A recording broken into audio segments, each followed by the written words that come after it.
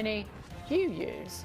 To our top story this half hour, shutdown showdown, the partial shutdown in its second week with no deal in sight on funding for President Trump's border wall.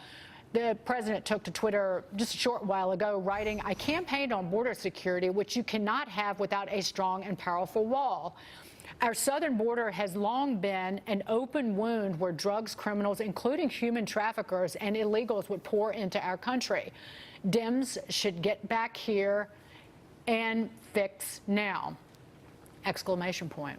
Joining me now, Washington Examiner columnist and Republican pollster Kristen Soltis Anderson. Where does this go from here, Kristen? Well, remember, in a couple of days, there's going to be a new Congress coming to town, and I think things will only get more challenging for the president when instead of negotiating with a Congress that is still controlled by Republicans, he's got a Congress that is controlled by Nancy Pelosi over in the House.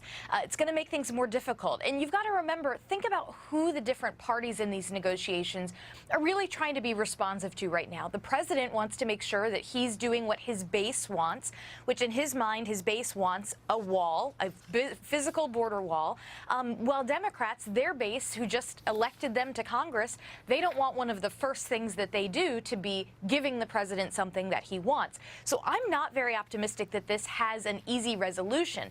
Now, there was something Lindsey Graham said just there that I thought was very interesting. He said border security / wall.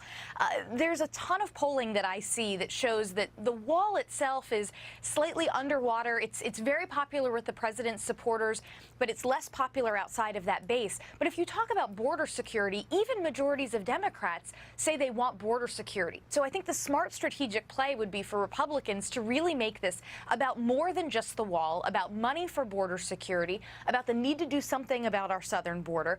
And that's the sort of framing that you've begun to see some of the president's advisors move toward in recent days. It's what is more likely to win over a large swath of public opinion. Hi, Kristen. It's Mattie. And that is the point that I wanted you to make, which is how much does the wall actually matter for the base and how much does the wall matter as a symbolic measure? We were talking earlier in the hour about how it's become a symbol for both sides. Democrats, of course, using it as a criticism of Republicans and saying that we're not tough on security.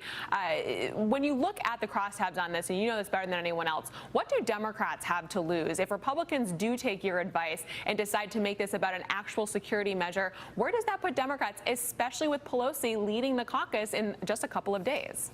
I think if Democrats, in the end, turn down reasonable offers to secure the border, something that is multifaceted, that has a lot of different pieces to it, I think that can put them in a tough spot because there's a big divide over what voters hear when they hear the wall. There's a survey I did last year where we asked people, when you hear President Trump talk about the wall, what do you think he means? Majorities of Republicans said he means some physical borders, some physical barriers, some fencing, some technology. It was Democrats that think he's talking about a 2,000-plus mile concrete wall, which is why they keep trying to frame it that way. They know that's the least popular way for the wall to be.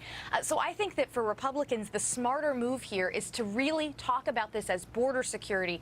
The wall is a piece. The wall in places is a piece. But you're going to win the battle politically more if you make this about the broader border security issue. And I just want to point this out because we read this tweet from President Trump earlier. He said an all-concrete wall was never abandoned, as has been reported by the news media.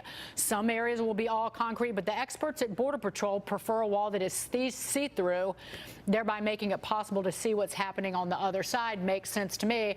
Fence, wall, they're literally a little more than $3 billion apart on this and are arguing over the semantics of wall versus fence versus border security, with Nancy Pelosi actually moralizing about this. And the whole thing is a joke. But I want to move on because, again, this is going to be part, Kristen, of what we hear in terms of the rhetoric in the next 2 years. This breaking news: Senator Elizabeth Warren has announced that she is entering the 2020 presidential race, forming an exploratory committee for a campaign for the presidency. Not a surprise. Let the games begin, because there really is no time. There will literally be dozens of Democrats running for the nomination. Yep, here we go. This, to my mind, I think is the first of the really major candidates. There have been other folks that have thrown their hat in, said they're looking at this, toying around with it. But Elizabeth Warren is one of the big names, and part of that is because, one, she represents the very progressive wing of the party, the folks that feel like the midterm have put some wind in their sails.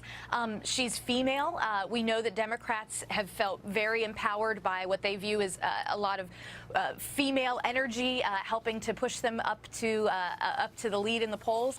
So this is notable because it's the first big name. It really signifies, I think, the starter gun for this race. Other people, every day that they don't announce, they're losing time. And time is the one thing in a campaign you can't make more of.